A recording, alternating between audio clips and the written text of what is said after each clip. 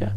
Jadi wudu itu boleh disebut aslu kulli ibadatin karena dia isinya bertaharah, bersuci. Kalau kita wudu di akhir, jadi yang ngusap yang terakhir itu tetesannya minum, gitu. Nah, dan ini dijadikan sebagai amalan oleh Sidi Ahmad bin Idris al-Idrisi, seorang ahli hadis dan juga seorang ahli zikir. Astagfirullahaladzim, astagfirullahaladzim.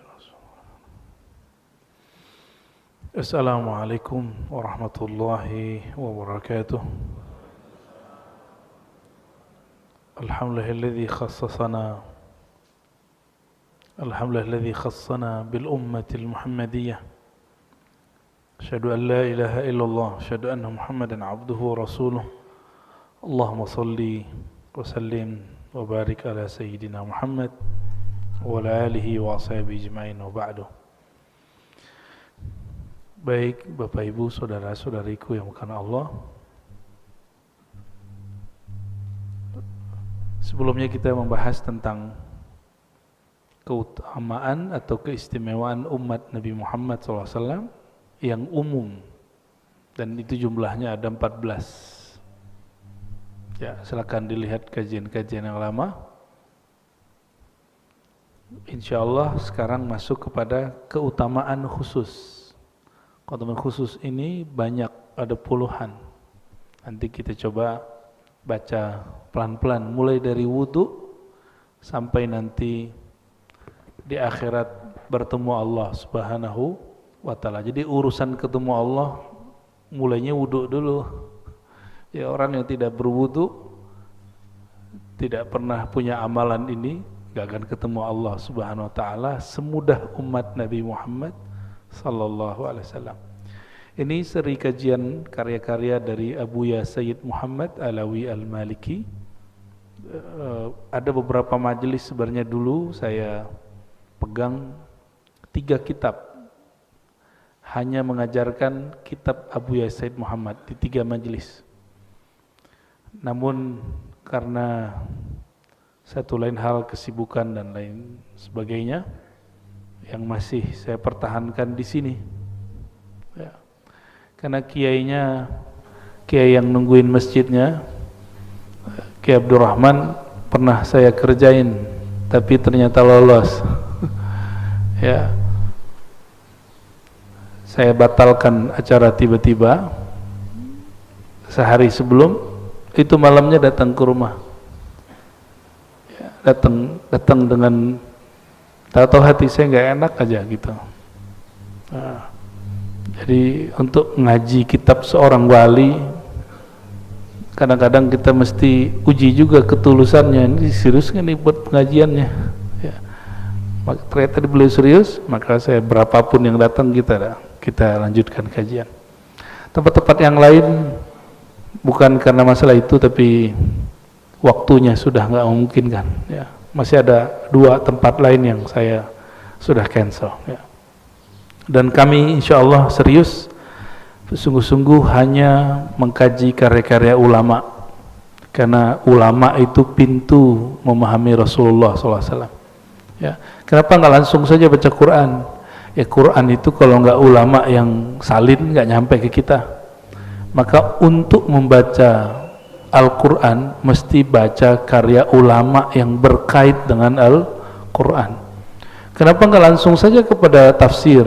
Tafsir itu hanya salah satu makna daripada yang ditulis, yang ditangkap oleh si penafsir saat dia menulis. Padahal pemahaman tafsir itu ada di banyak kitab. Al-Quran itu jika berbicara hukum, ilmu yang lahir dari sana namanya hukum fikih, ilmu fikih. Maka kitab-kitab fikih itu kitab Quran, kitab penjelas Quran. Jika berkaitan dengan ilmu akidah, ilmu-ilmu ketuhanan, kita sebut usuluddin. Nanti ada lagi ayat-ayat yang berkaitan dengan akhlak, etika, atau kemakrifatan, atau cara mensucikan jiwa, disebut dengan tasawuf. Maka ajaran tasawuf, kitab-kitab tasawuf itu juga tafsir terhadap Al-Quran, ya. Jadi kalau anak-anak muda hari ini yang baru hijrah kadang-kadang itu mempertanyakan kami, kok pakai kitab-kitab yang bukan kitab Al-Quran? Justru kitab ini penjelas Al-Quran, ya. Mari kita baca surah Al-Fatihah untuk baginda Nabi Muhammad SAW. Untuk pengarang kitab ini Abu Yasaid Muhammad dan guru-guru kami yang mempunyai sanad kepada beliau. Jadi jarak saya dengan beliau masih berjarak ada 1 orang, ya. Tapi murid-murid beliau masih banyak hari ini di Indonesia, dan Indonesia mempunyai atba, pengikut Abu Yasaid Muhammad terbanyak di dunia, ya. Untuk mereka semua dan untuk diri kita juga, kita bacakan surah Al-Fatihah. A'udzubillahi minasyaitonir rajim. Bismillahirrahmanirrahim. Shiratal mustaqim, shiratal ladzina an'amta 'alaihim, ghairil maghdubi 'alaihim.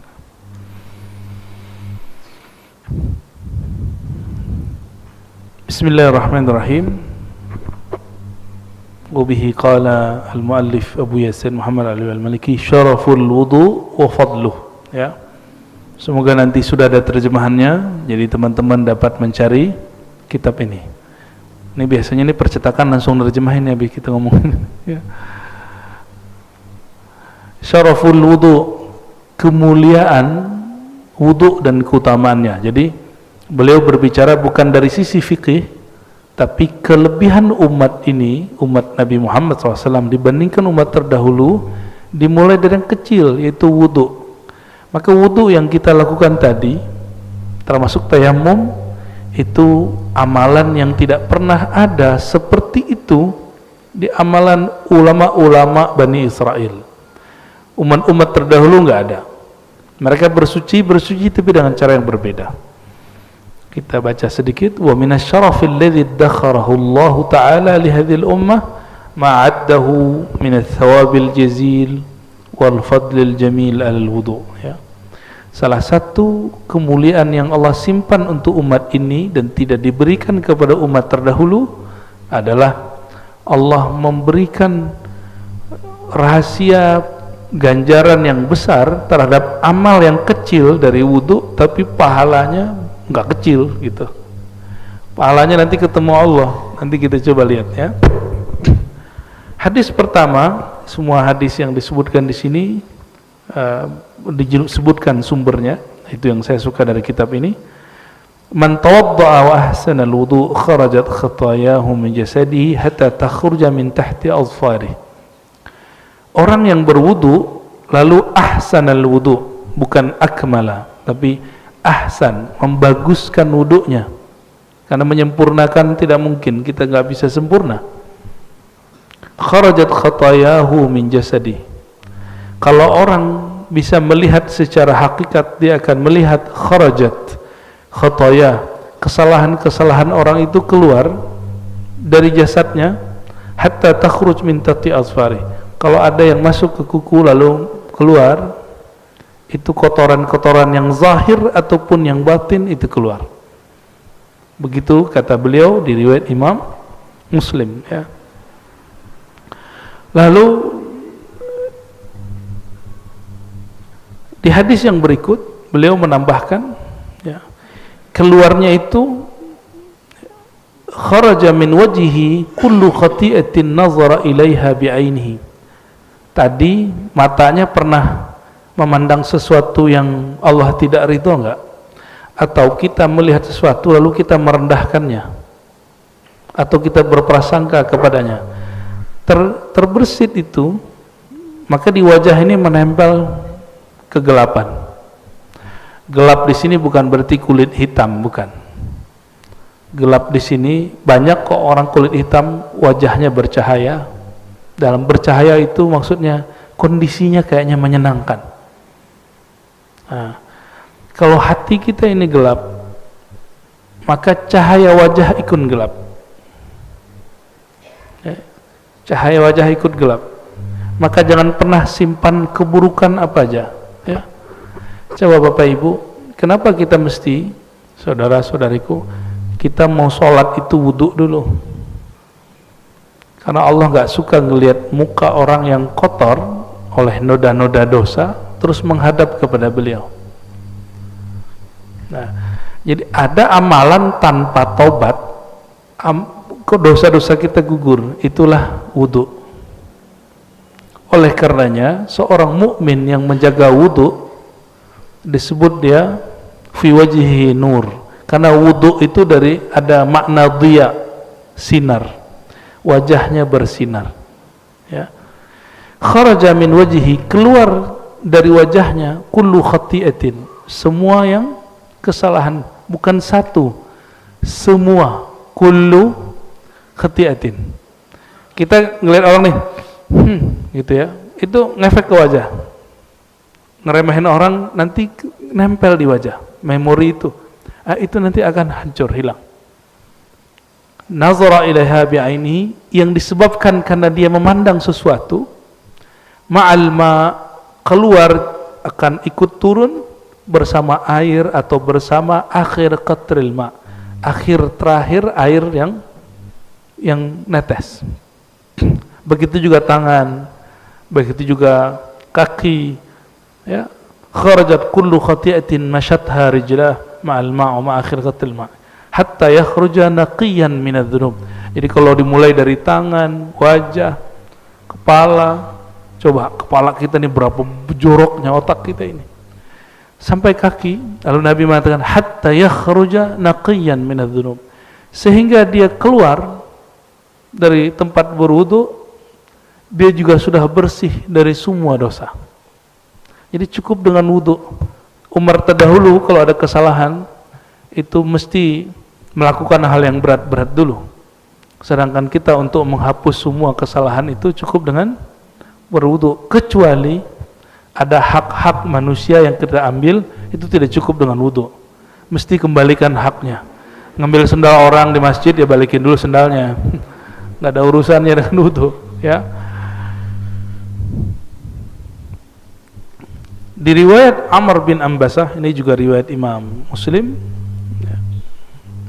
ada kalimat begini, ma minkum rajulun yuqarribu wudu'ahu fayumadminu wa yastanshiku fayantathir illa kharrat khataya wajhi wa fihi wa khayashimihi, ya. Summa idza ghasala wajhahu kama amara Allah illa kharat khataya wajhi min atrafil lihiyatihi mal ma. Sama dengan tadi, bedanya di belakang ada kalimat fa in huwa qama fa shalla fa hamidallahu wa athna alaihi majjadahu billadhi huwa lahu ahlun farra qalbuhu illa ansarafa min khati'ati kaiti yaumin yawma waladathu ummuh. Jadi mau diampuni seperti baru lahir, nggak mesti nunggu Ramadan. Kelamaan. Kan kelamaan tuh ke Ramadan, man shoma ramadhana imanan wa ihtisaban, itu masuk.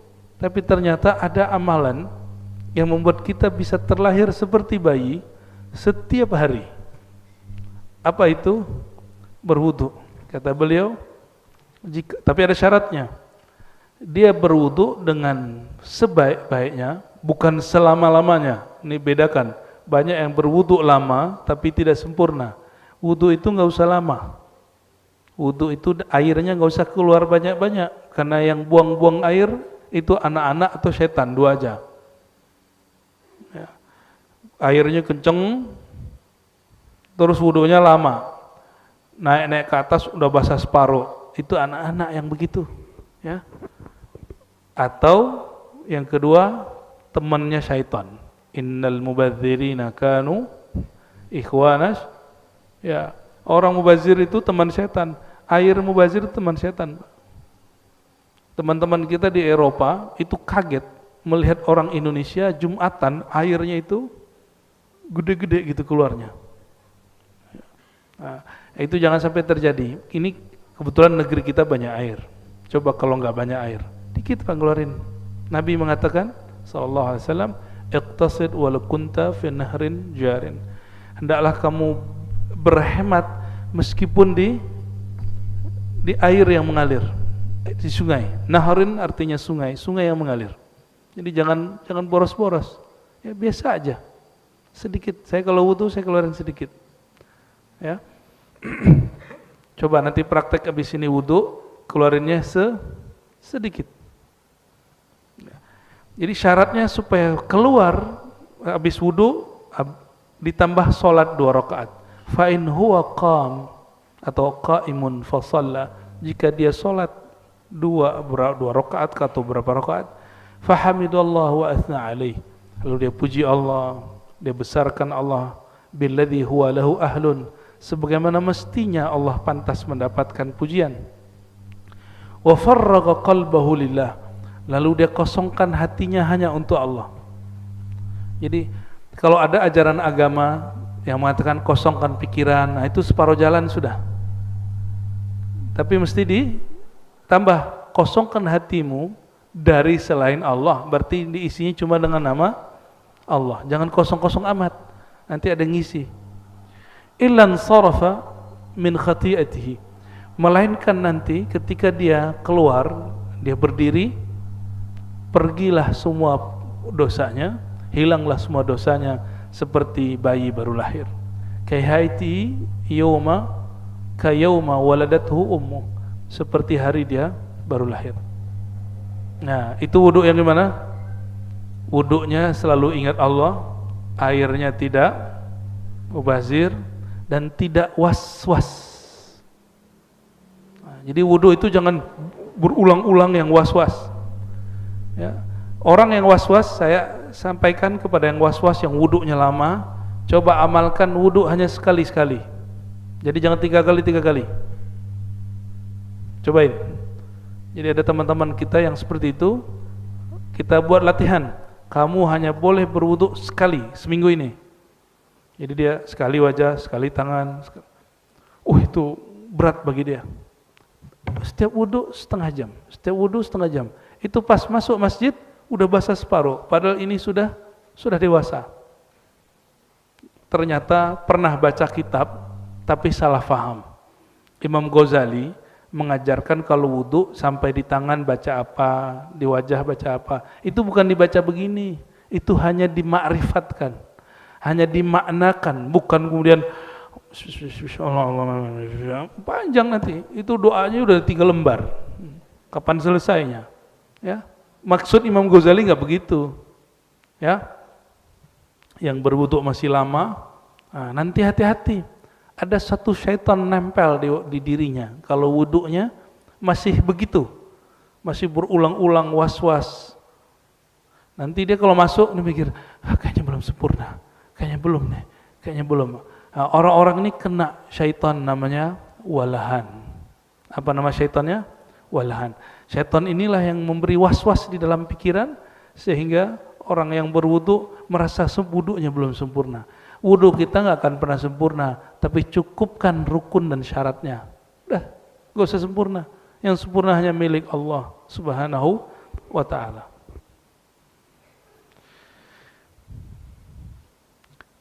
Di negeri kita sepertinya tidak terlalu berat wudu subuh, ya. Benar ya? Tapi di Turki atau di negeri-negeri subtropis, di Eropa, di India di musim dingin, di Cina, termasuk di semua wilayah Arab musim dingin, itu wudu, bayangkan lagi 2 derajat, 3 derajat, 4 derajat, gimana perasaannya wudu? Ya, dinginnya luar biasa. Tapi ternyata kalau mau jadi wali Allah, salah satunya al-wudu alal makarih. Ya, annal wudu alal makarih yarfa'ud darajat. Wudu di saat kita enggak senang karena dingin, itu bisa mengangkat derajat. Ini yang disebut darajatul walayah, derajat kewalian. Ya. Ada satu riwayat, hadisnya masyhur, dari hadis inilah nama pusat kajian saya sebut namanya Ribat. Nah, di ujung hadisnya ada. Sayyidina Abu Hurairah mengatakan, Nabi SAW bersabda, Ala adullukum ala ma yamhullahu bihil khataya wa yarfa' bihid darajat. Maukah kamu aku ajarkan sesuatu amalan yang ringan, ya, tetapi Allah menghapus dengannya semua kesalahan-kesalahan dan mengangkat banyak derajat, bukan 1 derajat. Ya. Qalu, mereka bertanya, bala ya Rasulullah. Qal isbaghul wudu alal makarih. Isbagh itu artinya memaksimalkan wudu meskipun sedang musim dingin atau sedang badan kurang fit. Ya. Ada nggak orang mati karena wudu? Nggak ada kan? Yang ada seger. Ya. Cuma karena orang Indonesia ini wudunya mesti basah. Padahal wudu begini cukup, Pak. Nabi itu kalau dulu wudu itu ada yang megangin. Jadi ada sahabat yang megangin, terus ada yang nampung di bawah. Cukup segini, nggak nyampe. Dapat wajah, dapat tangan, ya, tangan dapat sampai ke kepala, sampai kaki.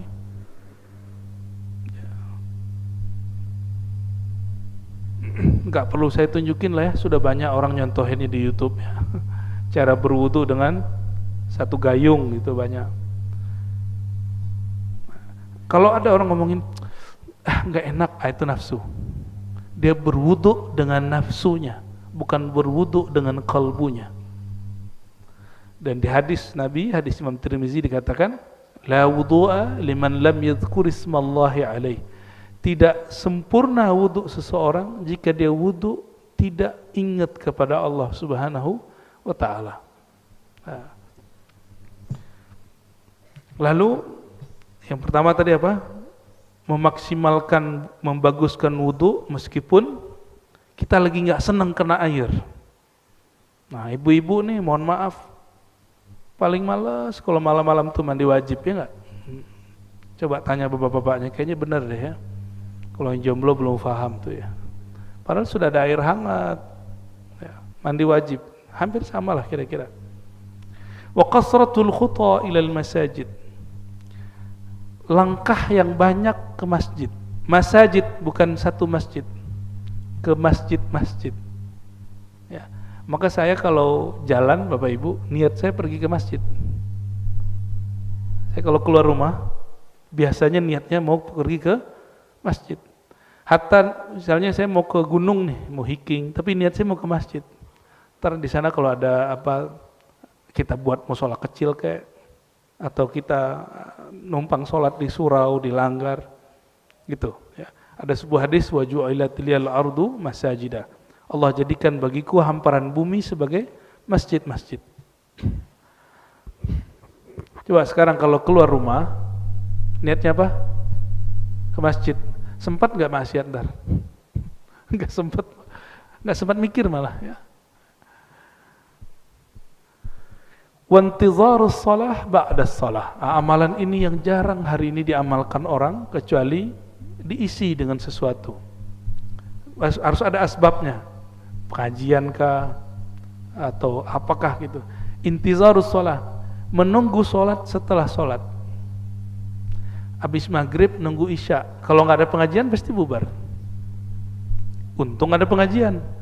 Coba lakukan nunggu sholat isya tapi tidak ada pengajian, bisa nggak? Di masjid wiridan, baca Quran kah? Bosan Quran tuh nggak pantas ngomong.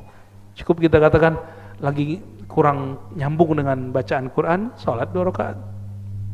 Mulai capek sholat 2 rakaat, zikir. Gitu. Makanya ada zikir kolbu, ada zikir hati, ada wirid asas, ada ratibul attas, ratibul haddad, ada hizib. Itu sebenarnya pilihan-pilihan menu supaya kita mau duduk. Saya pernah berkunjung di salah satu negeri di Eropa. Itu orang-orang ngumpul hanya di rumah-rumah kecil, lalu zikir 4 jam dan gak kepikiran buang air sama sekali, gak kepikiran mau keluar sama sekali. 4 jam, mulai dari jam 6 sampai jam 10. Karena di sana jam 6 tuh baru habis asar, jam 10 itu masih terang, 10 malam tuh masih terang, baru kemudian maghrib dan kami berbuka. Jam 6, jam 10, berapa jam? Enggak pindah-pindah.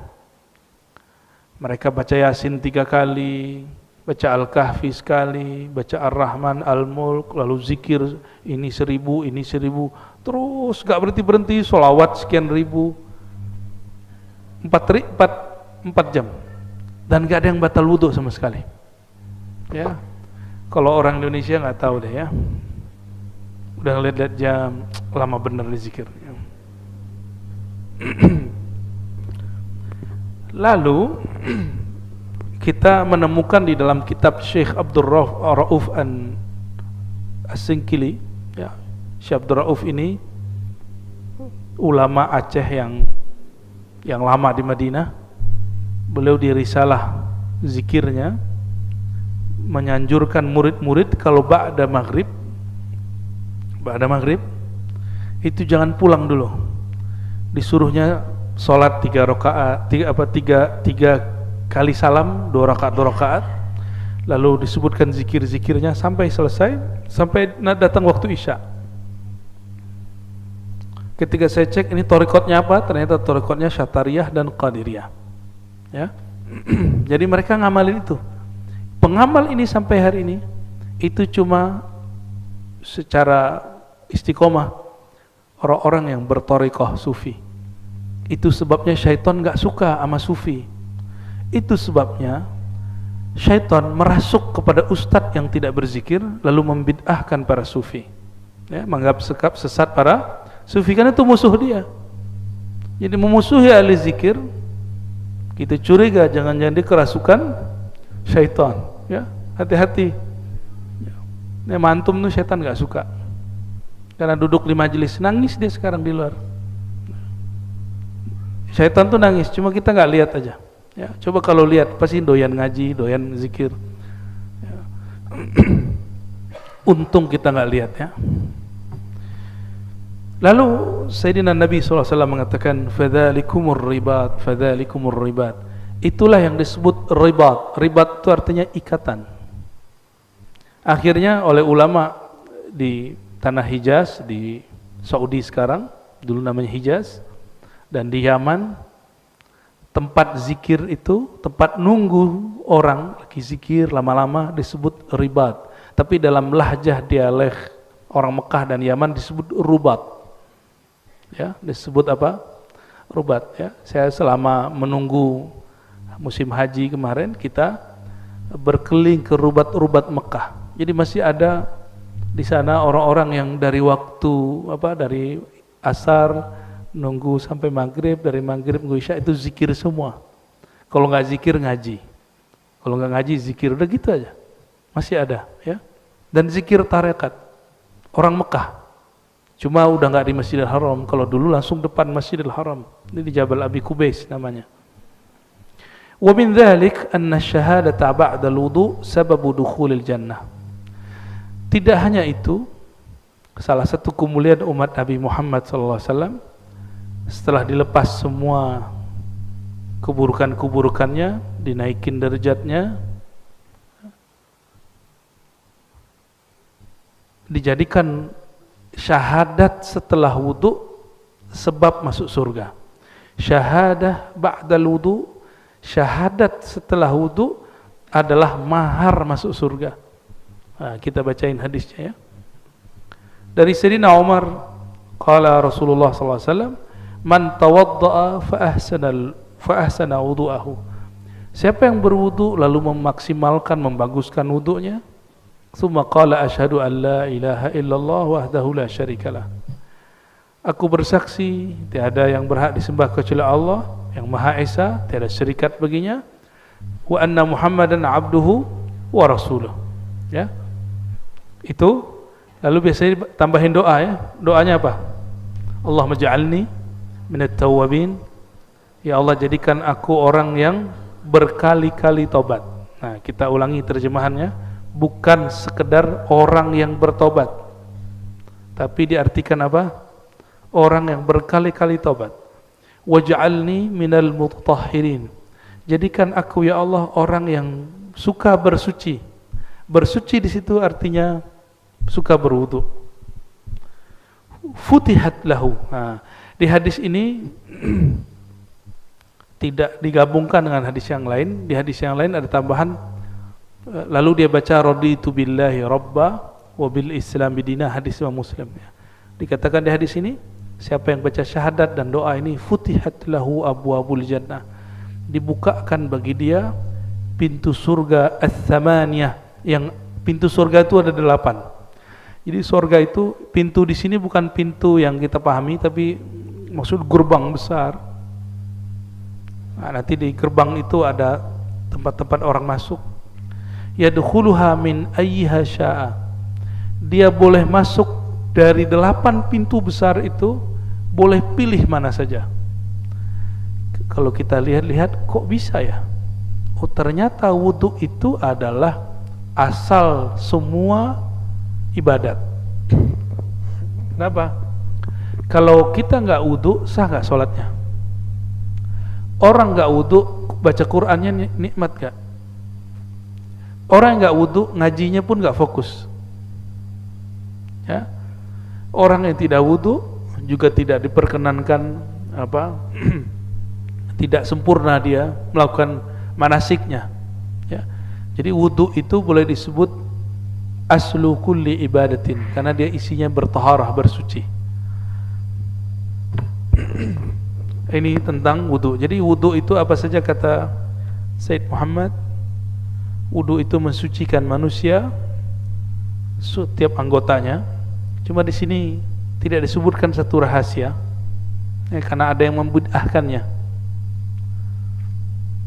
Kalau kita wudu di akhir, jadi yang ngusap yang terakhir itu tetesannya minum,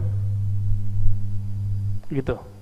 Nah, dan ini dijadikan sebagai amalan oleh Sidi Ahmad bin Idris al-Idrisi, seorang ahli hadis dan juga seorang ahli zikir di abad keberapa itu ya, 1800 itu berarti abad 19 ya.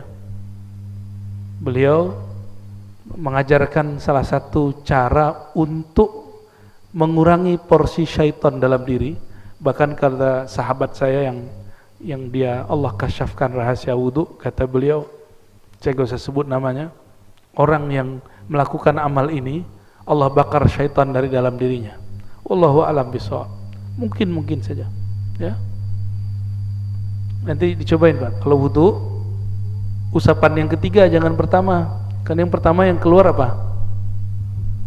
Kotoran, dosa. Yang ketiga itu sudah cahaya. Jadi yang ketiga terakhirnya baru di sisa aja di sini. Gitu. Gak usah kemudian diambil, enggak. Itu namanya minum air keran. Ya, yang bekas wudu kita itu sudah cahaya Allah yang masuk. Cahaya itu kalau masuk, kata masyayikh kita, ini bisa mengurangi syaitan dalam diri. Was-was nanti hilang sendiri. Ya, jadi obat orang was-was wudu itu air wudunya sendiri. Ya, kenapa yang ketiga? Kalau Rasulullah SAW mulai dari awal wudu sampai akhir itu diperebutkan sahabat Nabi. Karena Nabi itu wudu nggak banyak, air segini aja. Air segini yang netes ke bawah ditampung oleh mereka. Jadi sahabat Nabi itu kalau Nabi wudu udah begini. Kita mungkin hidup zaman sekarang kalau nggak benar cara membaca hadis, nggak benar baca akidah, sok-sok ahli tauhid seperti yang muncul hari ini, mungkin kita bilang ini Muhammad nih musyrik, sahabat-sahabat Muhammad musyrik, nggak jadi ikut Muhammad, pasti gitu. Nanti antum akan begitu kalau ketemu Imam Mahdi. Masa Mahdi begini gitu. Ya. Seperti itulah Abu Jahal, Abu Lahab. Ya, dia lihat kok gini amat ya umat Nabi Muhammad ini kepada Nabi Muhammad. Ya, nggak terima mereka nggak terima.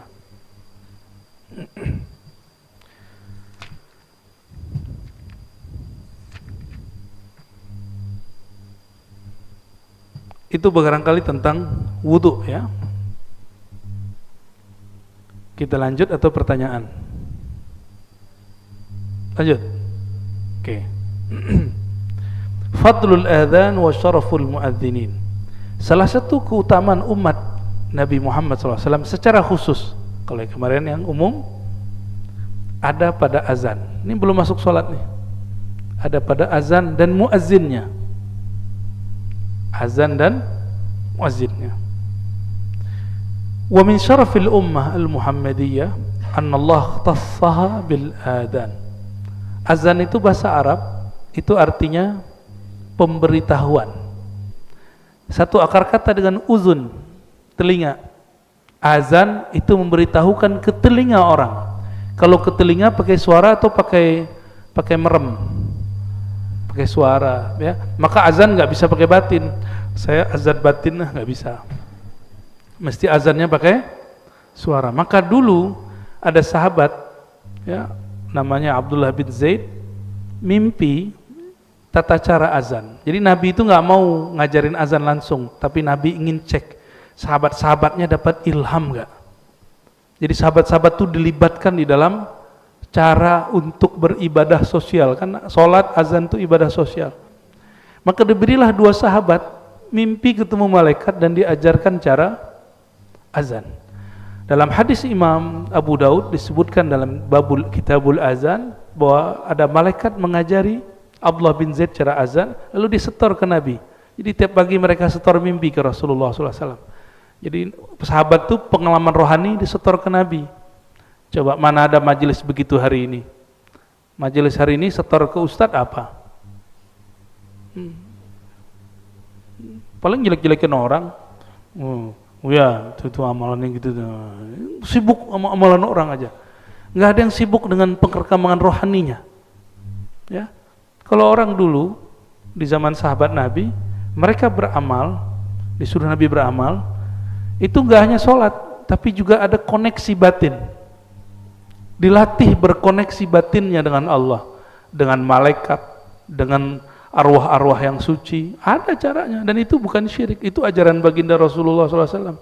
Makanya Nabi itu doyan ke kubur, malam-malam lagi. Coba antum bayangin, kalau ada ustadz hari ini ngajak ke kuburan malam-malam gimana? Berani nggak?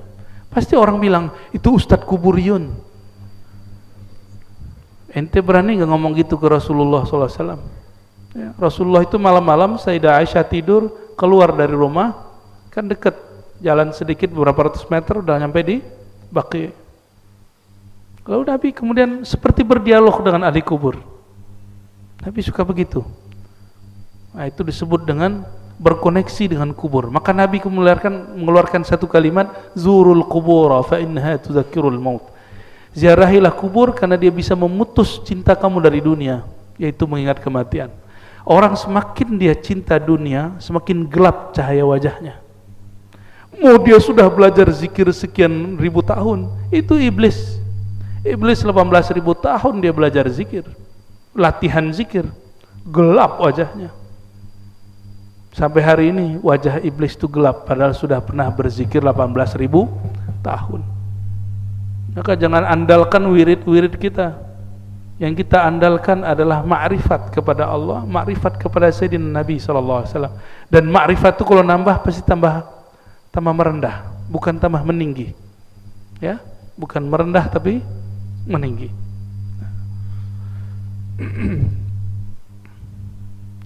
Lalu Abdullah bin Zaid lapor setor kepada baginda Rasulullah SAW.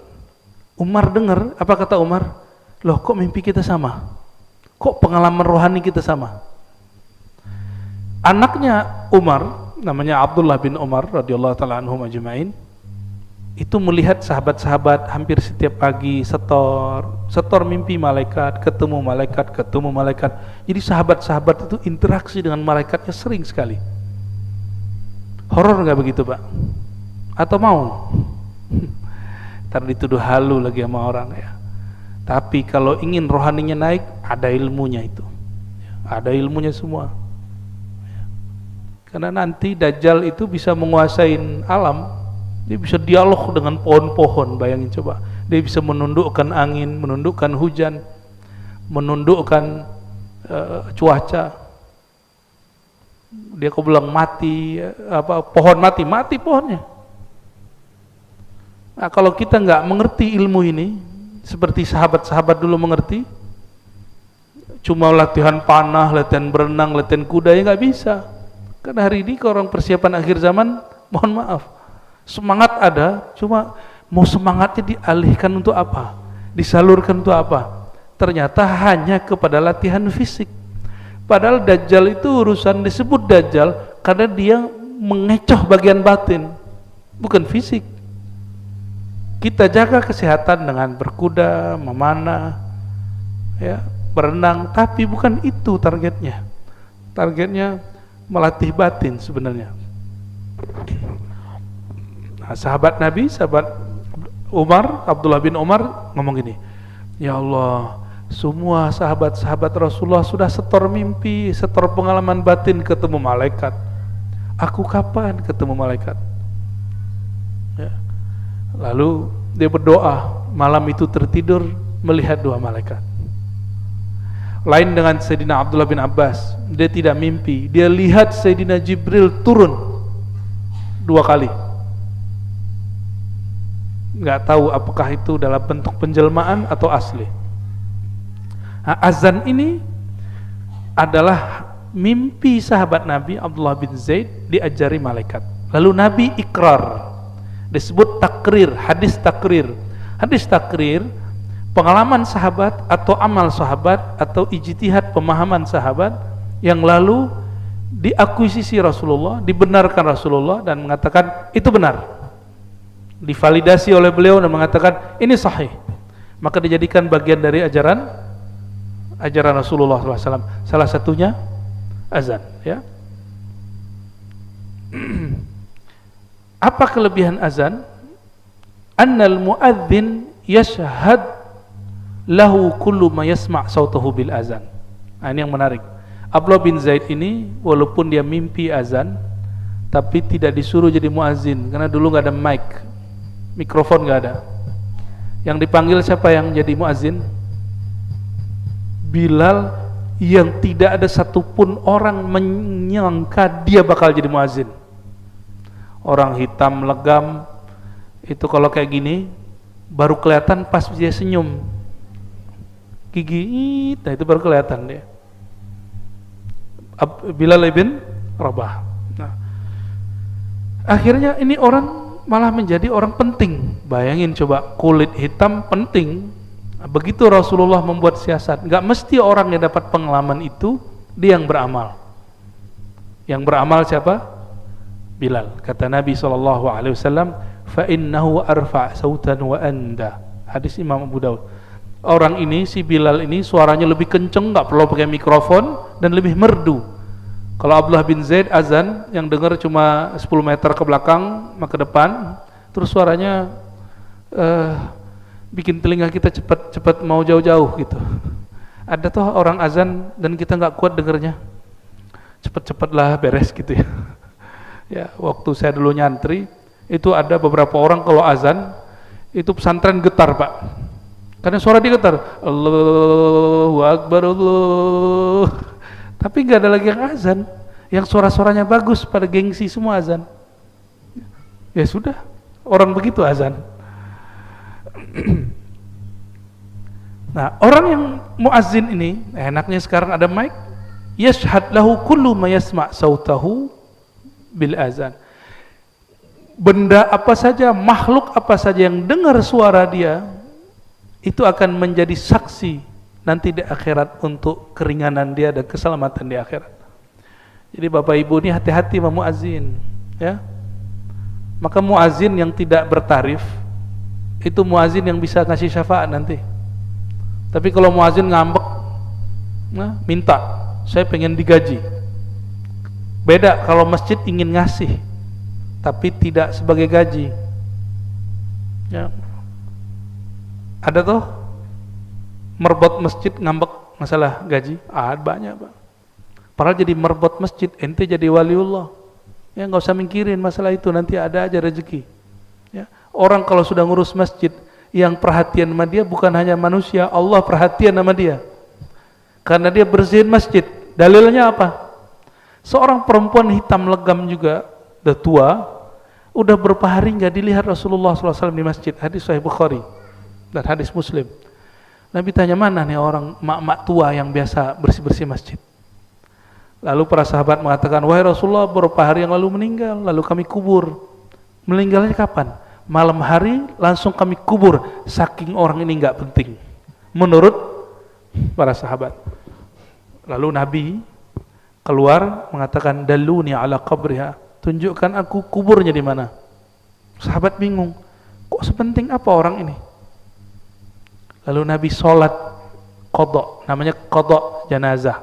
Jadi sholat jenazah itu nggak mesti di masjid, bisa di rumah, bisa udah dikubur lalu kita sholat, kan nggak pakai ruku, maka boleh sholat qadha jenazah dikubur.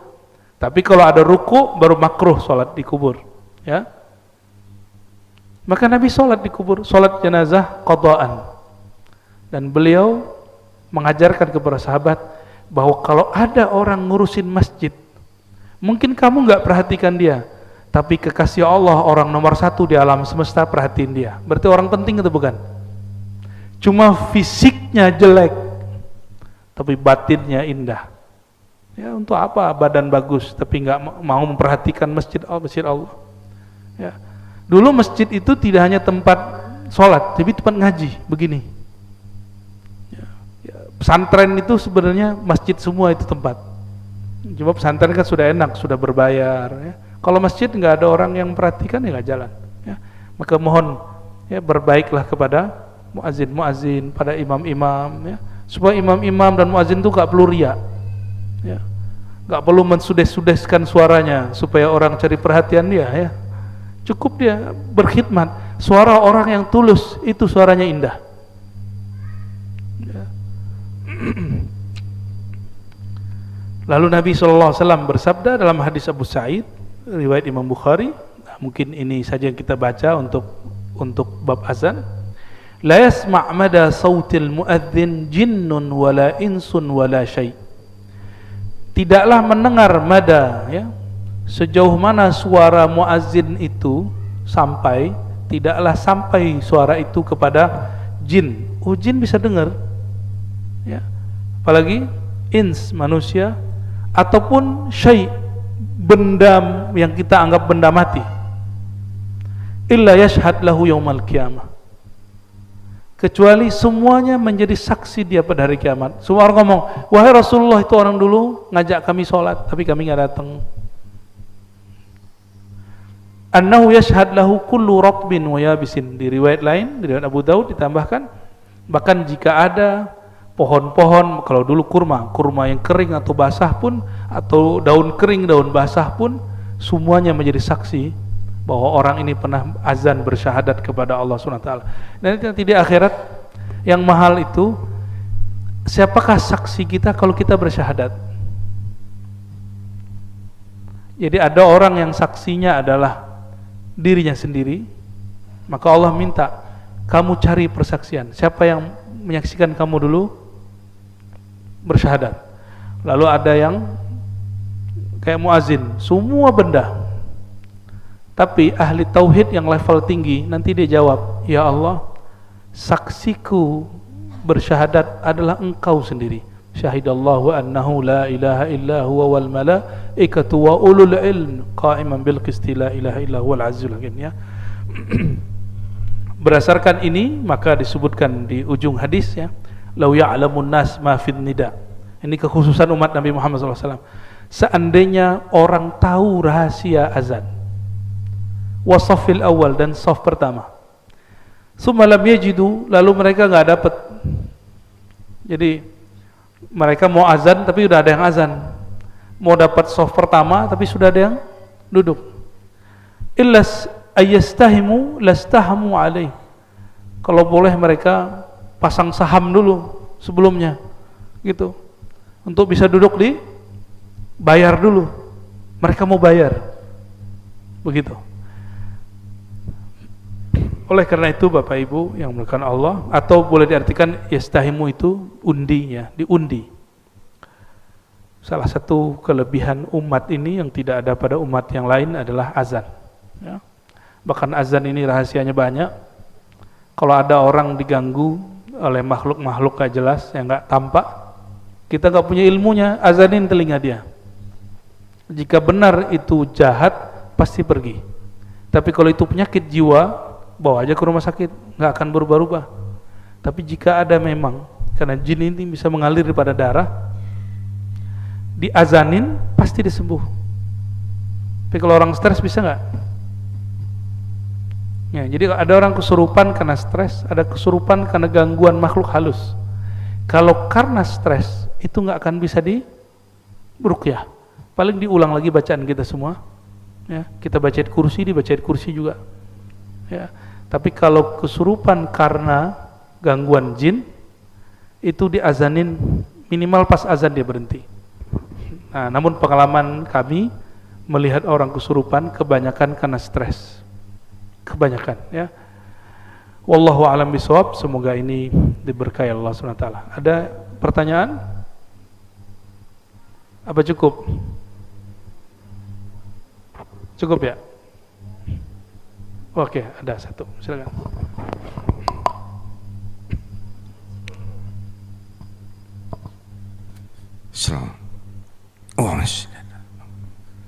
Assalamualaikum warahmatullahi wabarakatuh. Assalamualaikum.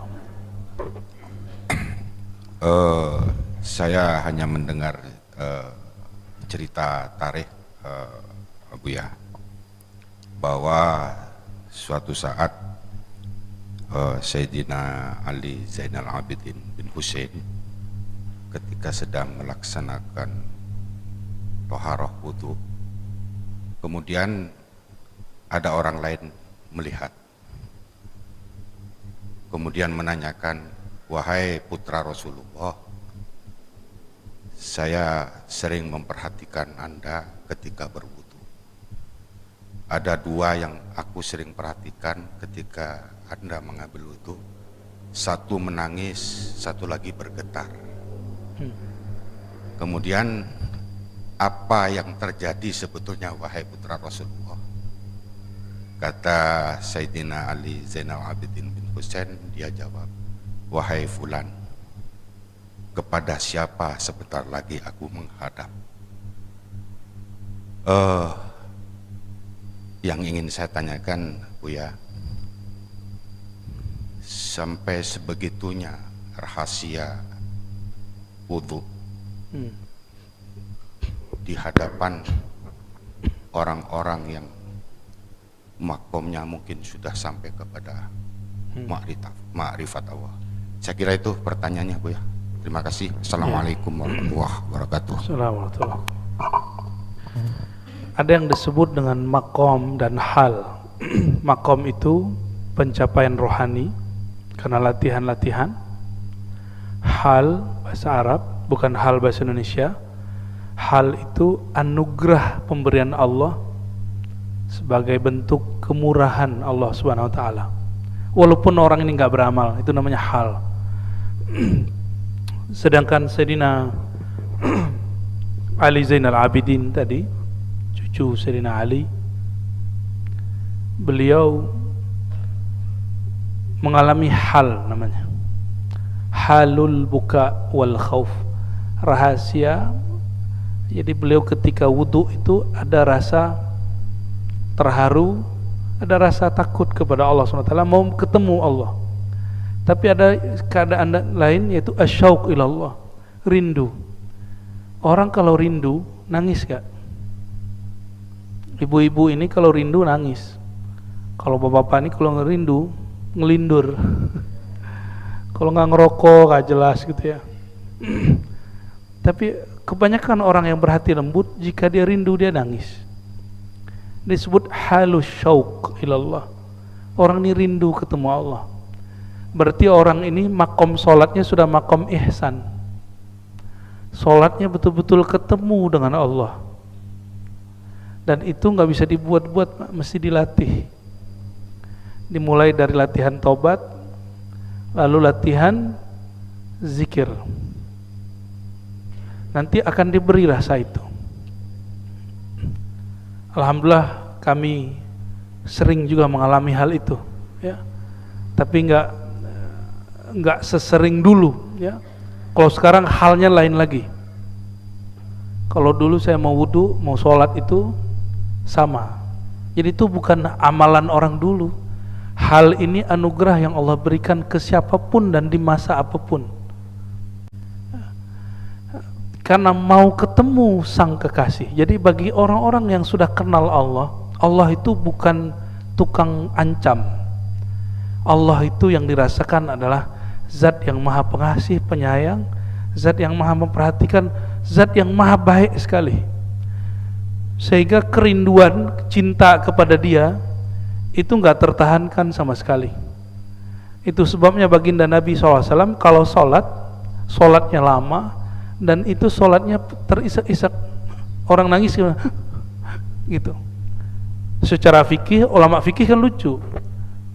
Ulama fikih ini nggak semua dapat rasa ini, ngeluarin hukum bab mengenai bahwa terisak-isak tidak membatalkan sholat. Nah, ini lucunya ahli fikih sebagian, kayak gitu nggak usah dikeluarin hukumnya.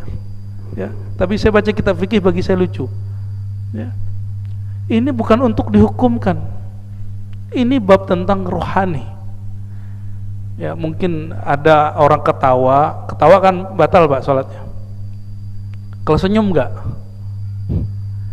Kenapa? Ada orang senyum lagi sholat yang dia lihat alam lain. Gitu.